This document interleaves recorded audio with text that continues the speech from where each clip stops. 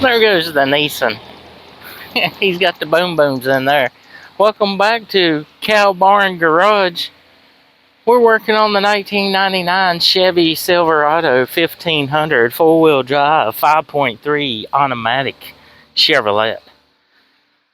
So I got this security thing that's been messing with me where it fires up and it dies. Fires up and dies. Does it about once a day now. Getting bad. You can get this kit right here off of Amazon for $20. Got instructions. Comes with a 2.2K ohm resistor. See, I got it right there. It's basically 2.2. Here's the only tools you need. That little thing pulls out your steering wheel adjuster tilt steering device. So right here it is. No soldering, no nothing. They got the resistor in there and it's got the little clip downs. Yeah, look at that. Then of course I'll tape it.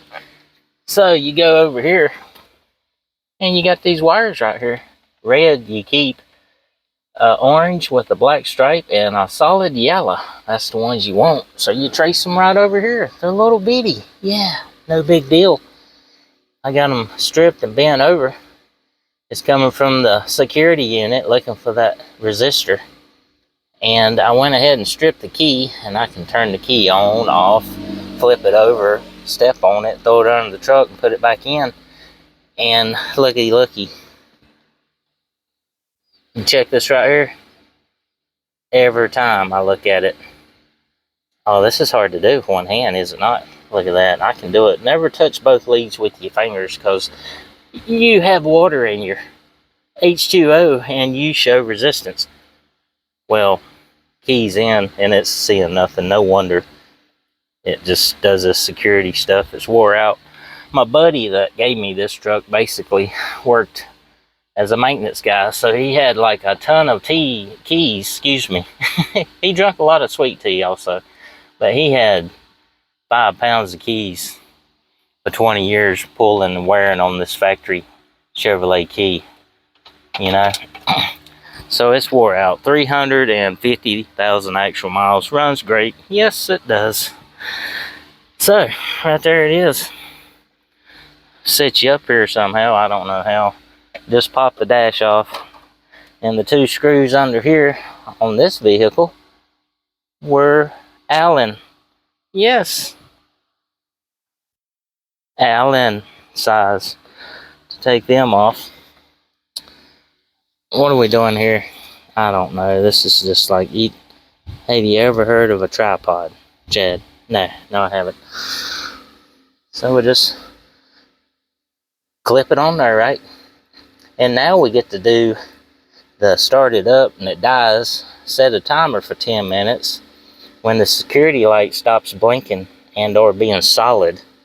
Look how easy that was. That is awesome.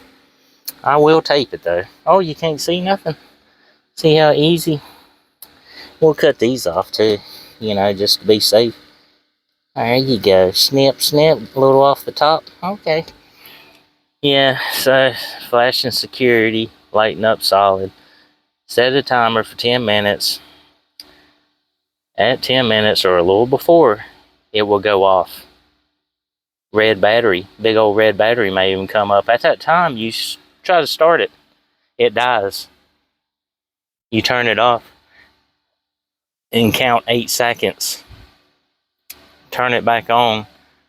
Try to start it. It dies. Leave the key on, set the timer for 10 minutes. Wash and rinse and repeat 3 times. And then it will learn this new resistor and learn it and keep it forever. It should run on the 3rd time. Now, for whatever reason, my truck thinks it's dark out here, you know, nighttime. Maybe that sensor right there in the middle of the dash is messed up. But during the 30-minute period, it'll run my battery down. It will. So I went ahead and marked everything. This big square one's the headlight. That's tail lights. Everything in green you want to pull out. You basically cut it on, you pull fuses until your lights went out. But I did all that for you. Here's your big old headlights. right there. Headlights on. And that row right there is turn signals, headlamps, etc. Whatever. That's one. That might be the brakes. And then this one was something. So I'm going to leave it pulled out so I don't have to hook a battery charger to it while I'm leaving the key on and the headlights are on and running lights for 30 minutes, you know. But I hope that helps right there. I really, really do. I know I went through it really fast, but that's supposed to fix it. If that does not fix it, then your module security square box in the middle of the dash up under there is bad, and they're $200 to $300, or on eBay they're used, you know, $150, and you got to do that, and you got to relearn it, and yada yada. I don't know. It might be cheaper to just buy a for sale sign and put it in the yard on the front street right there. But thanks so much for watching. Hope y'all have a great day. Bye bye.